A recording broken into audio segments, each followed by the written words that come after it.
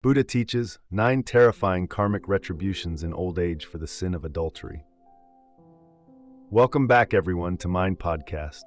Dear audience, there is an old saying, when one is full and idle, one seeks lust. As material life becomes increasingly abundant, people also lose more of their pure, beautiful moral values. They no longer fear cause and effect, they scorn ethics, indulge themselves, and pursue the so-called one-night stand, the fleeting pleasures of illicit affairs, thereby plunging into the whirlpool of sin, bringing suffering and severe misfortune upon themselves. Stories of adultery and the accompanying law of karma have always served as lessons for people to live rightly and ethically.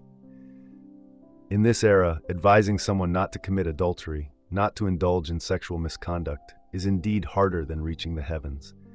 Few believe in doing good to gain blessings, or that sexual misconduct leads to disaster. Few believe in karmic retribution. News of debauchery, robbery, rape, and murder attract far more readers than stories of kindness and virtue. We may not worry for ourselves, but what about our descendants? What will become of them if day by day they are steeped in these evil and depraved behaviors? Below are the 9 terrifying karmic consequences in old age for the sin of adultery. Everyone should hear them at least once in their lifetime. First consequence: one's children and grandchildren will not have a day of peace. It is not without reason that people say, a daughter inherits her father's merits and a son inherits his mother's. The invaluable asset parents leave their children is not material wealth, but virtue and goodness. From a parent's conduct, one can foresee whether their children's future will be morally upright and good. If parents live honestly and kindly, their children will be well behaved. Conversely, if parents live against ethical principles, their children will follow suit. Sadly, many men have compromised their children's future due to their own momentary lust. The ancients said, if the tree is lush, its leaves are green. Good parents leave virtue for their children. If parents live honestly and sincerely, their children will enjoy blessings. Conversely, if a father's life is immoral, his children will suffer the consequences, inevitably bearing karmic debts. If a woman destroys another's family, becomes a mistress, she might avoid being caught and beaten by a jealous wife, and she might keep her illicit affair secret. But karmic retribution will not spare her. If a mother was once a third party, then one day her children's marriages will also be invaded by another third party. Even if the husband stealer is wealthy now, her children may end up poor and despised by society. A promiscuous woman will be shunned by her descendants at the end of her life, left in loneliness, and after death fall into the 18 hellish realms, never to find release. Therefore, if you are planning to interfere in someone else's marriage, be warned. Do not invite karmic calamity upon yourself and implicate your parents, children, and grandchildren. A story is told. My cousin, now nearly 40, remains unmarried. It's not that she is overly picky. It's that every man who comes into her life finds some excuse to break up after a while. After 3 failed relationships, she ended up alone. Out of curiosity, I asked my mother, why does every man leave her? My mother sighed. Poor girl, she has done nothing wrong. The cause lies with her father. Mother recounted, my uncle desperately wanted a son, but my aunt gave birth to only 2 daughters and then refused to have more children due to financial hardship. My uncle tried to persuade her repeatedly, but she wouldn't relent. He grew disheartened and neglected his family. Longing for a son to carry on his line, he drank heavily and grew irritable. Whenever someone at the drinking table implied that a man without a son doesn't deserve a proper seat at the table, he would return home and beat his wife and children. When his wife refused to bear another child, he sought a son elsewhere, having an affair with a divorced woman. He hoped she would give him a son. Indeed, she became pregnant. Overjoyed, he cared for her meticulously, bringing her milk and nutritious foods every day. But tragedy struck. The fetus in her womb was a girl. Upon learning this, he refused to acknowledge the child as his and sought to escape the situation. Heartbroken, the woman wept bitterly, shamed by others. Overwhelmed by despair, she drowned herself in a river. Her death shocked the entire village. Everywhere, people gossiped and condemned my uncle for his cruelty and lack of conscience. My aunt, humiliated and distressed, fell ill and passed away a few years later. Pity my 2 female cousins. Wherever they went, people ridiculed them behind their backs. Although many years have passed, the shadow of that past still looms over my cousin's life. When she fell in love, the man's family refused to accept her after learning who her father was. In the countryside, when a family considers a bride, they often investigate her family background. Villagers told them of the dark past, saying marrying her would bring misfortune. So they firmly opposed the marriage. Men who commit adultery do so only thinking of their own pleasure and gain, never considering their loved ones. Although the affair is the man's wrongdoing, it is his children who bear the lifelong sorrow. Second consequence: in old age, not a single penny to one's name, children and grandchildren turning away in scorn. I once pitied an elderly neighbor, around 70, living alone without children or family. Another neighbor told me that his wife and children lived in a nice house not too far away. They were well off, with plenty of money, and his son even owned a car. I wondered why he lived in poverty by himself while they lived in comfort. It turned out that when he was young, he brought his mistress home and drove away his wife and children. Seeing his wife and children treated so cruelly, forced to find shelter with her family, everyone shed tears of sympathy. But the bond between a man who betrays his family and a mistress who steals another's husband is never enduring. Soon after, when she realized he had no wealth, the mistress left him. Still, he continued to gamble, drink, and chase after women. Meanwhile, his abandoned wife, with the help of her maternal relatives, gradually rebuilt her life, started a business, and supported their children. Their children loved their mother and studied diligently. All three found good jobs and decent incomes. They repaid their mother's hardship by pooling money to build her a fine house, giving her a comfortable life. As for him, his children refused to acknowledge him. Although occasionally they sent him some clothes, food, or a bit of money through acquaintances, they treated him like a stranger. He once tried to apologize and atone for his mistakes, but his wife and children did not agree to a reunion. Sometimes, out of compassion, the children would have someone deliver necessities to him, but accepting him back into the family home as if nothing had happened was impossible. At 70, poor health ravaged by alcohol, he lived alone, racked with illness and regret. At this age, people should enjoy peace and stability, surrounded by their offspring, finding comfort in the twilight of their lives. Yet he had only loneliness to keep him company. When he was young, he never imagined that his adultery, gambling, and heartless treatment of his family would lead him to such a miserable old age. Through this story, we understand that in front of an adulterous man, people, be they relatives or friends, might still treat him normally, but behind his back, all respect and esteem vanish. Unwittingly, he loses valued relationships. An adulterous man's life is inevitably marked by losses. In times of crisis, few will be eager to help him. But the most painful blow is when his own children refuse to acknowledge him. A man whom his children will not even look at is facing the greatest failure and humiliation. Men who commit adultery will never have a good outcome. Strangely enough, men do not fear this, still plunging headlong into wrongdoing.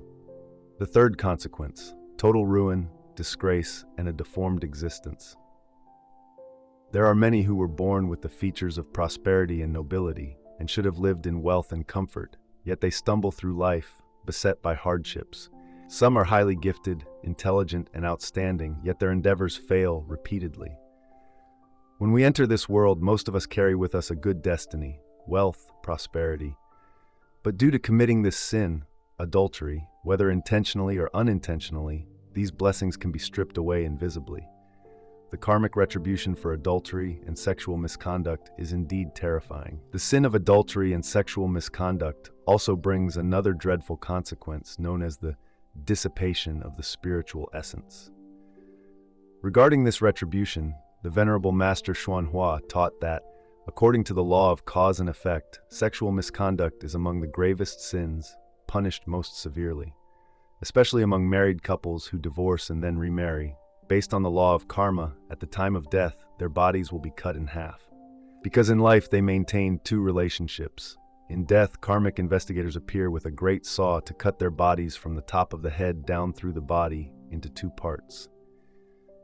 During life, for each act of sexual misconduct, after death they are cut that many times. If they married 100 times, when they die, they will be cut into 100 pieces to be divided among those with whom they were once involved. Being divided in this way is disastrous. Once the spiritual essence is scattered into fragments, it is nearly impossible to reassemble it. It may take hundreds of thousands of eons without regaining a human form. At that point, their spiritual nature is so dispersed it merges with plants and vegetation, becoming a type of insentient life, mere flora. Once one's original nature is fragmented, returning to a sentient state is exceedingly difficult. And even if they do return as a sentient being, they may only be reborn as tiny creatures like gnats or mosquitoes. For instance, one human body could become 84,000 mosquitoes. Trying to gather those 84,000 mosquitoes back into a single human being would not be easy. Most of these mosquitoes would continue to be reborn as mosquitoes, drifting through the cycles of birth and death, never awakening, never abandoning their ignorance, never returning to the right path. Thus it is said, once the human body is lost, it may not be regained for countless eons.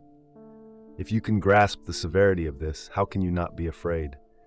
In the degenerate age of the Dharma, the age of the decline of the law, the celestial and earthly deities watch over and enforce punishment for this crime very strictly. Retribution comes swiftly and severely. May all who are currently talented but struggling in poverty, whose families are not peaceful, whose children are frequently ill, reflect on whether they have committed such acts.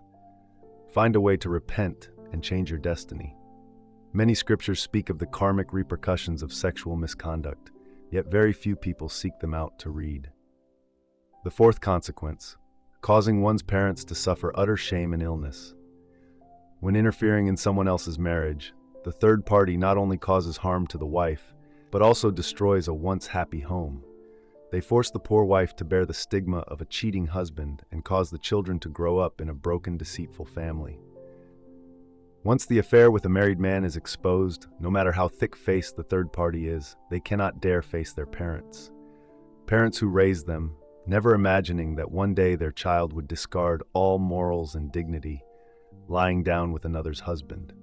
The humiliation, the gossip, and scorn from neighbors and society will weigh heavily on the parents, making them ill from shame. As children, forcing their parents into such a position is the height of filial ingratitude. The fifth consequence, a house in mourning, a shattered home, family broken apart, and even life-threatening dangers. For men, adultery can mean the downfall of their careers. For women, it brings a lifetime of humiliation. Buddha compared adulterers to murderers.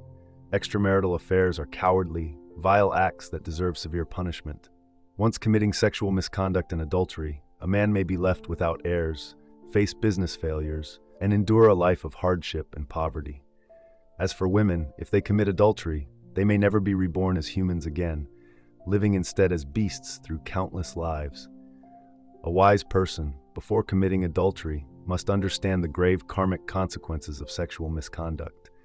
The punishments and suffering inflicted in hell are so severe that one would wish 1,000 times over never to have taken that wrongful path. Fleeting pleasure is momentary. A life of peace and virtuous conduct is the true purpose we should strive for every day. More than 2,500 years ago, Shakyamuni Buddha addressed the issue of adultery and its severe consequences. There is a story. One day, a married man came to consult the Buddha. He said, "Enlightened one, I am a married man, but I have fallen deeply in love with another woman. I truly don't know what to do." The Buddha asked him, "Can you be sure that the woman you now love is the last and only love of your life?" The man replied, "No, I cannot be certain." The Buddha then said, "Look at the 3 candles burning on the incense burner before you. Can you tell which candle burns the brightest?" The man said, "I cannot. They all seem equally bright." The Buddha continued, "These 3 candles are like 3 different women. Among the vast multitude of women, tens of millions, hundreds of millions, if you cannot distinguish which candle is brightest among just 3, how can you be certain this woman you love now is the one, the last and only one? Even if you think she is special, that feeling will pass. When you put her back in her place, that feeling disappears, and the candle is no different from the others."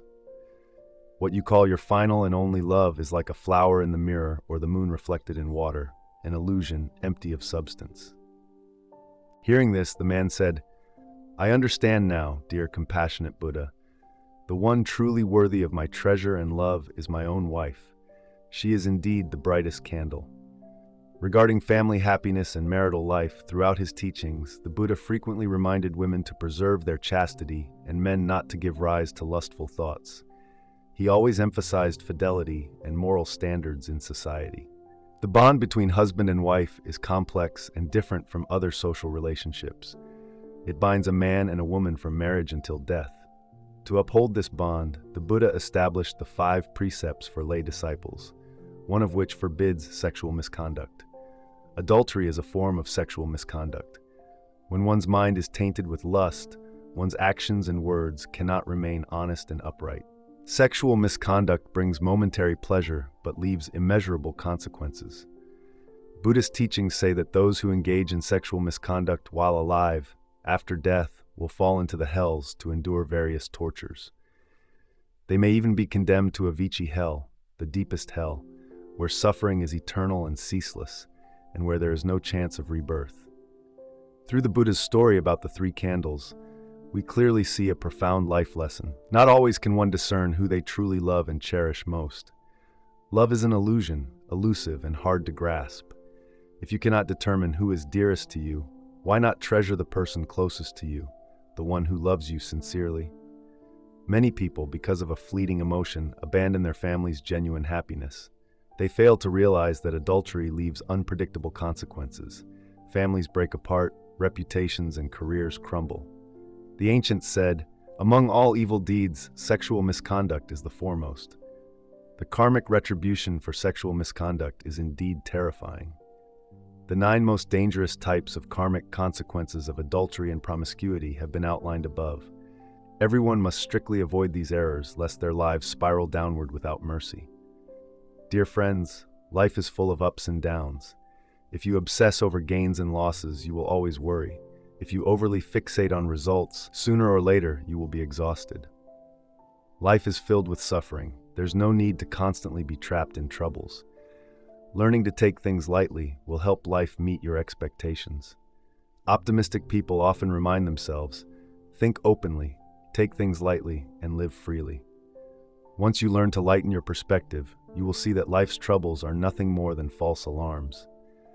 Therefore, the secret to a happy life lies in achieving 4 simple things. Letting go of greed and resentment will bring peace.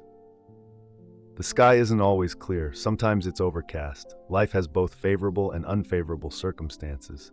If you encounter conflict and regard it as suffering, pressure naturally doubles. If you encounter conflict but keep your mind calm, pressure will be halved. Situations arise according to our mindset. A resentful person sees a bleak, miserable world. In adversity, if one harbors resentment, life will become even darker and may drag one into a quagmire of bitterness. Daily annoyance and anger can be likened to a specter gnawing at your heart, making you increasingly pessimistic. The more tolerant your heart, the less resentment you carry. Strive to be forgiving. Hurts inflicted from outside are like hidden rocks near a shoreline. At worst, they make the surf foam whiter and more beautiful. Remember that the ocean never complains and accepts everything. To harbor no resentment, learn to forget. Because when we cannot forget, we fall into sadness, annoyance, and resentment. If you say you can forgive but not forget, that is not true forgiveness. Such a person still clings to anger inside. A famous American civil rights leader said, "Forgiveness is the key that unlocks the door of resentment and the handcuffs of hatred. It is a power that can break the chains of bitterness and the shackles of selfishness. Let go of sorrow and you will live at ease." In life, out of 10 things, 9 may not go your way. If you cannot let go, you will be exhausted. If you remain entangled, you will invite more trouble. A young mother, always busy with work and children, also had to spend much time cooking and cleaning. If her husband frowned at her cooking, she immediately felt unhappy and resentful. Suppressed frustration made her life increasingly miserable. Then one day, hearing about a friend's family story moved her. She decided to calm herself and reflect carefully on her husband. She realized that not only was she working hard, but he was also struggling in his own way. His frown at the food might not mean it wasn't tasty, but could have stemmed from accumulated hardships in life. Her heart softened. She sympathized more with him. Although her life remained busy and tough, she now acted out of love and understanding and found happiness in it. In fact, often our greatest enemy is not someone else, but ourselves. A truly happy person isn't necessarily someone who has more, but someone who approaches everything lightly and comfortably. Number 2, letting go of pride frees us from many troubles. It's said that face or pride is very important in life. Indeed, in many cases, we lose many things that should have belonged to us simply because of so-called pride. In reality, pride is like a double-edged sword. It can help you be true to yourself, but it can also push you over a cliff. Everyone cares to some extent about their reputation, worrying about how others see them, or feeling distressed when their honor is damaged. During the economic downturn caused by a pandemic, a young college graduate had been out of school for several years, but couldn't find a suitable job. Fear of parental worry and friends' scorn made him anxious and stuck. Growing self-doubt led to resentment toward life, feeling that despite his hard studies, fate rewarded him with nothing. Eventually, he had to let go of pride and accept a job as a dishwasher in a small restaurant. There, he gradually learned patience, diligence, and perseverance. He learned how to arrange dishes beautifully, season stir-fries to please customers.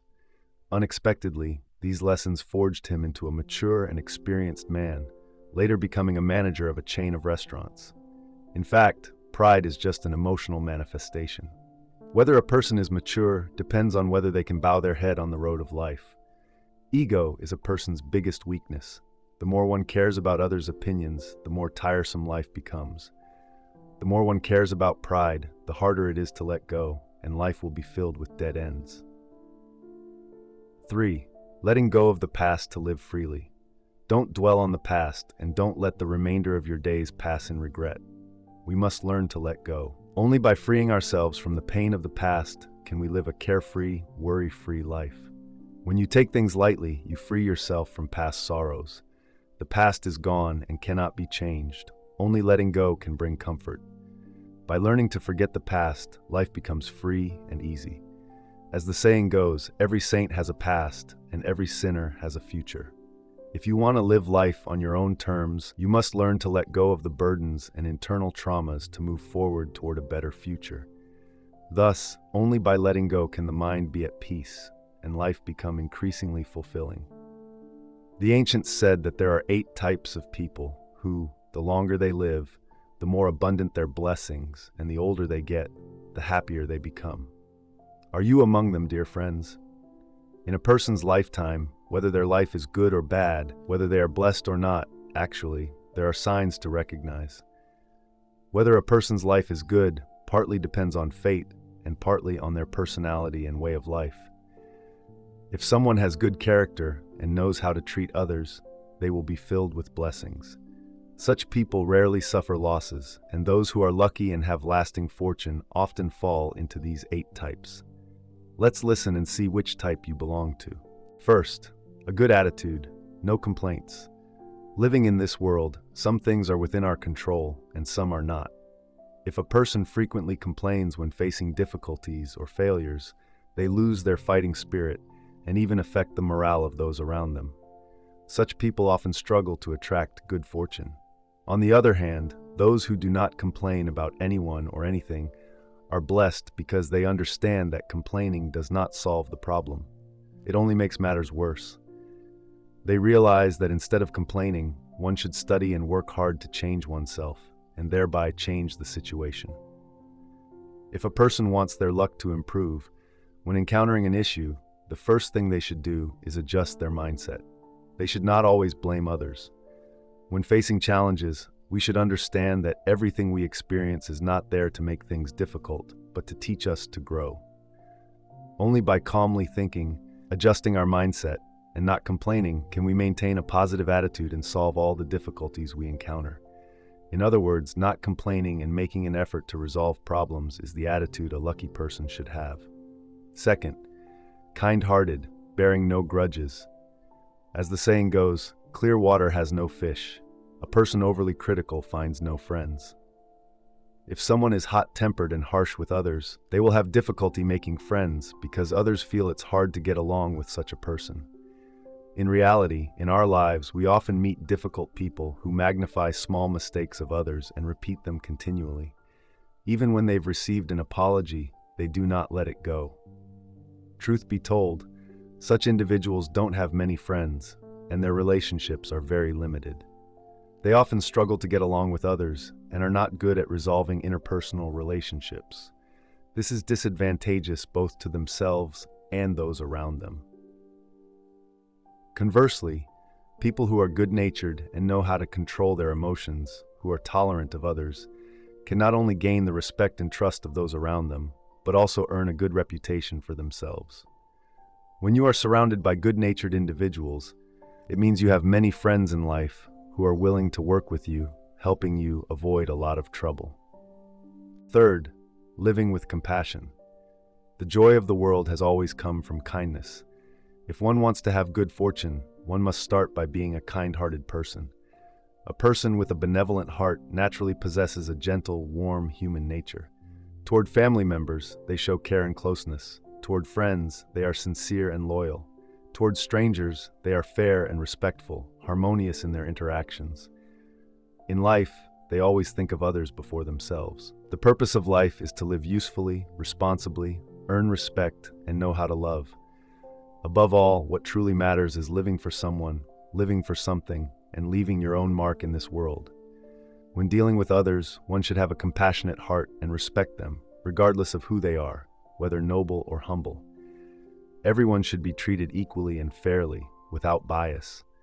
An open heart leads to open paths, while a narrow heart leads to constricted roads. When you often help others and accept help from them, treating people with kindness will, in turn, lead others to treat you kindly as well.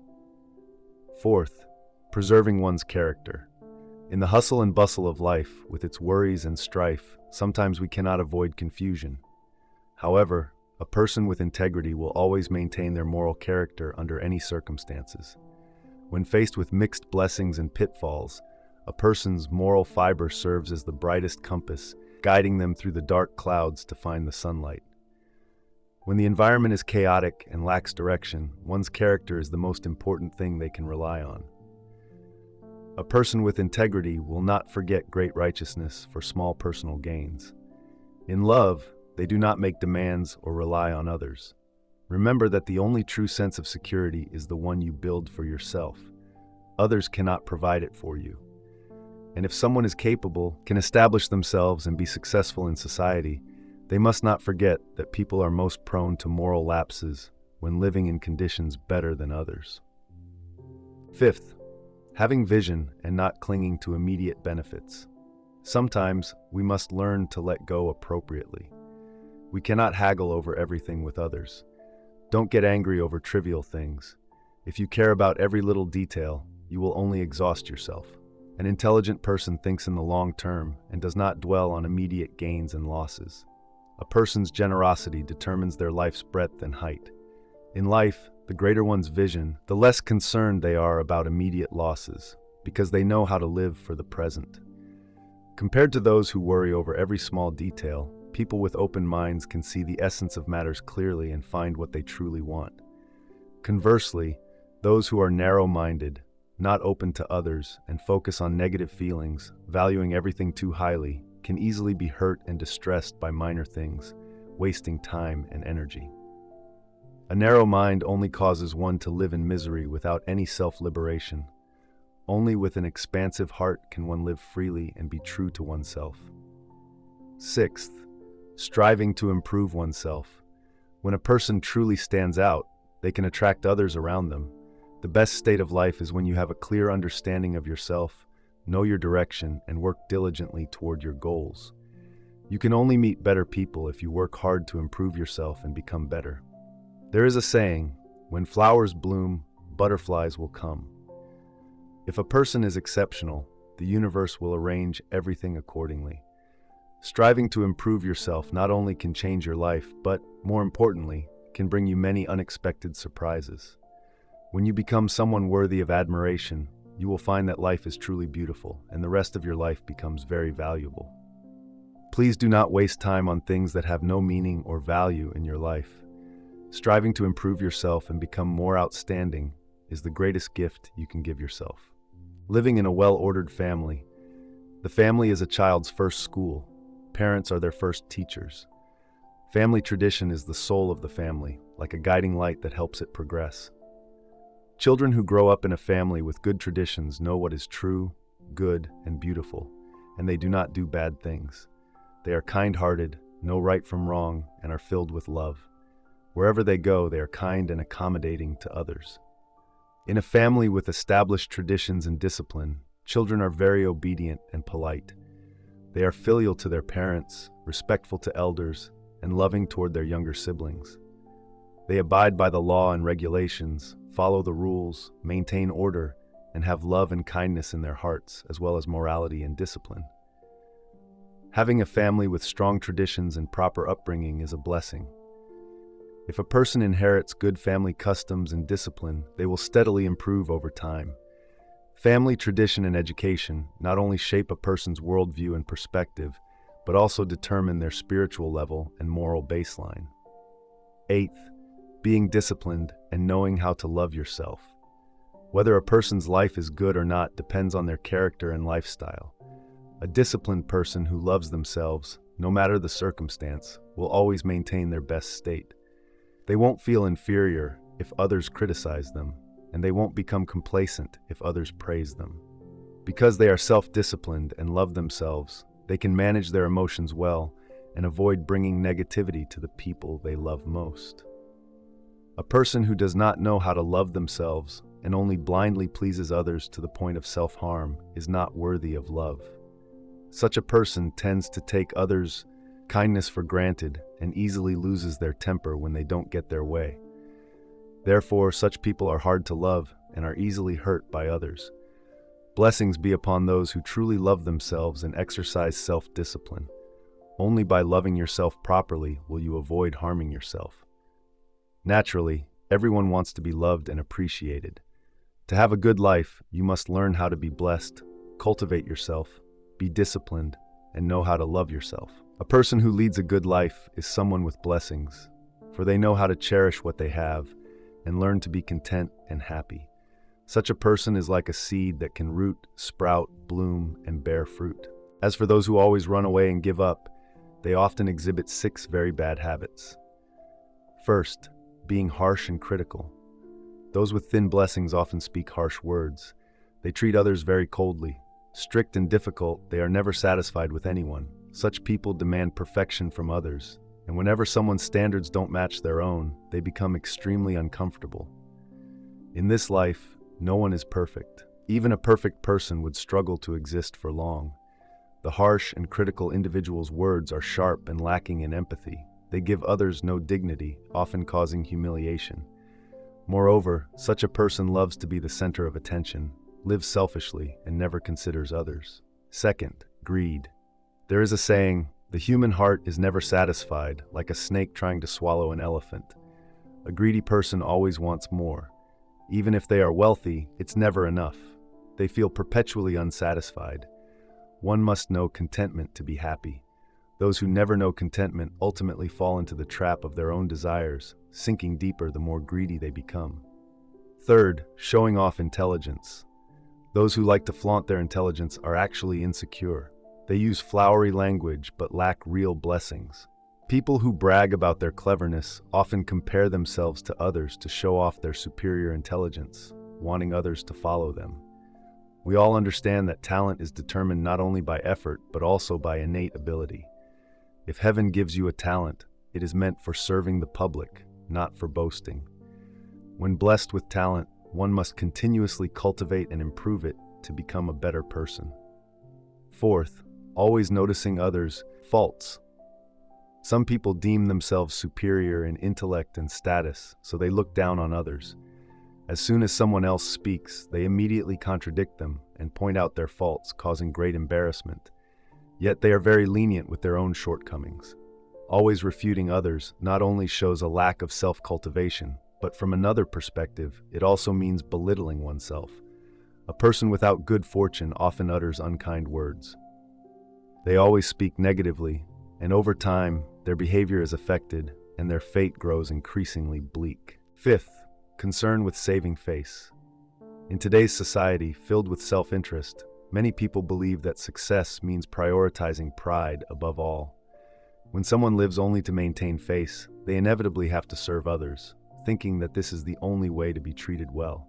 In reality, more than half of the kind words we hear are superficial compliments, pleasing to the ear but not genuine. Moreover, those who care too much about saving face cannot live openly and honestly with others because of their pride. They always want to please others and do not know how to refuse, making their lives increasingly difficult. Sixth, being absorbed in fame and fortune. For people, aside from life and death, the hardest trial to overcome is that of fame and fortune. When fame and fortune are within reach, it's difficult to restrain one's inner greed. There is a proverb, "A fence needs 3 stakes, a hero needs 3 helpers." Without help, no matter how grand your plan, it cannot be perfect. No matter how great your aspirations, they are hard to realize alone. When you grow old, learn to remain silent. It's best not to say certain words. The ancients said, "Be cautious in speech, let deeds and words align." Be extremely careful and consistent in both speech and action. Otherwise, 10,000 words are worth less than a single moment of silence. When a person becomes elderly, they are the senior in their family and in society. They need to uphold morality and teach through their words. Therefore, older people should learn to remain silent more often to maintain a dignified image. First, if you know you cannot accomplish what you say, don't say it at all, as this is more sincere. It's not hard to see that parents must closely understand their children's thoughts and behaviors, avoiding letting them utter grandiose words. Children and teenagers inevitably become proud and arrogant over small achievements, imagining they can become scientists or astronauts. As adults and elders, parents should not blindly encourage children to pursue lofty and pioneering goals. Instead, guide them to live realistically and within their means. We often mock Madame Vung who sells melons, a metaphor for bragging. In reality, many elderly people have unconsciously become like her. For example, as soon as they speak, they boast about how many decisions they made at work, how wise they are, and show off their credibility. They discuss their business experience, believing themselves highly skilled at making money. As you grow older, you need to be more realistic. If you can't do something, don't promise it to others, and don't claim it in front of your family. Remind your children in a timely manner about unrealistic thoughts and practices. Secondly, if you don't like what others say, remain silent to show respect and friendliness. There is a true story. In high school, a girl sat next to a very arrogant and lonely classmate named Kim Hoa. Kim Hoa had excellent grades but never talked to classmates and was used to being alone. One day, she learned that Kim Hoa lived in a family with only her father, and she had not seen her mother since she was 6. Her father tried his best to support the family, but they were still very poor. She invited Kim Hoa to her house, but Kim Hoa just watched TV by herself and rarely responded. Her parents respected Kim Hoa throughout, clearly having prepared themselves for this. Kim Hoa needed love, but a very silent kind of love. How to love others, how to care for the elderly and the young, cannot be explained clearly in a few words. It requires understanding the stories behind their lives with your heart. People you don't know often bear unspeakable sorrows and follow different paths. Between parents and children, there's already a generation gap, let alone with strangers. Therefore, a kind elderly person does not point fingers at those they do not know, but rather faces them with a smile. Within a family, it can be hard for parents-in-law to accept daughters-in-law and sons-in-law. The basic reason is that the elderly do not know how to show sincere closeness. Outside the family, we often encounter small malicious people because we do not know what they have experienced or their life ideals. Thirdly, if your knowledge is superficial, do not speak to avoid misunderstanding. Someone once said, "What can be said, say it clearly. What cannot be said, remain silent. What you know is what you know. What you don't know is what you don't know." When a person grows older, their experience naturally becomes richer, but that doesn't mean they should consider themselves omniscient. In summary, The path to a blessed and good life involves knowing yourself, being disciplined, loving yourself, showing kindness and understanding toward others, and choosing silence wisely when necessary. As society continues to develop, new things keep emerging, and we must continuously learn. For things you don't understand, you should remain silent and observe what will happen instead of hastily jumping in. For example, on your way to buy vegetables, you see a woman sitting by the roadside, her clothing disheveled. Instinctively, you assume that she's drunk and has done something bad. When a woman is wrongly accused, it's painful. Perhaps she's simply facing hardships and feeling sad. When we grow old, it's right to care about others, but that care should be measured and genuine. It's not always necessary to share our experiences. Most of the time, we should remain silent and observe the evolving story, staying an outsider who knows how to listen. Fourth, if it leads to mutual attacks, don't speak. This is the wisdom of backing down. One word out of place and anger flares, fists clench. Many elderly people, though physically weaker than before, still cannot control their tempers. The principle of action and reaction tells us that your attacks on others will come back to harm you. Speak fewer words, take the initiative to apologize, and the matter will pass, bringing peace of mind. Perhaps you aren't wrong, but if you don't know how to back down, you become wrong. Lowering your head essentially means stopping the harm. The ancients said they would not argue with anyone, nor would they look down on anyone. As people age, their wealth and physical strength fade away. Why use words to win a fleeting battle? Of course, silence does not mean staying silent all the time. It means using moments of silence to reflect, to shift the course of events, and avoid various conflicts. As Chukwukbin said, silence is closer to the essence than speech, and beauty is more valuable than power. Faced with the ups and downs of life, a mature person always observes and endures calmly. Unconsciously, we become accustomed to silence. In old age, right or wrong, merits or mistakes, it's best to laugh things off. In human interactions, if others don't offend you, don't offend them. If someone does offend you, just let it go, dear friends. The ancients said all things are impermanent, meaning that human life passes meaninglessly. The length of a human life, long or short, is only about a century at most. The water dries up, the clouds drift away, and human existence ends. Yet in our brief, impermanent lives, do not let hardships render your life meaningless. Greet the morning with a smile, and when dusk brings tears and the separation of yin and yang, what difference is there then? Within this fleeting impermanence, some people live meaningful lives, discovering the truth of existence. Others spend a lifetime struggling, yet all in vain. Legend has it that long ago, the white dragon horse, while still in the mortal world, became acquainted with a donkey. They were close friends, but each had different ambitions.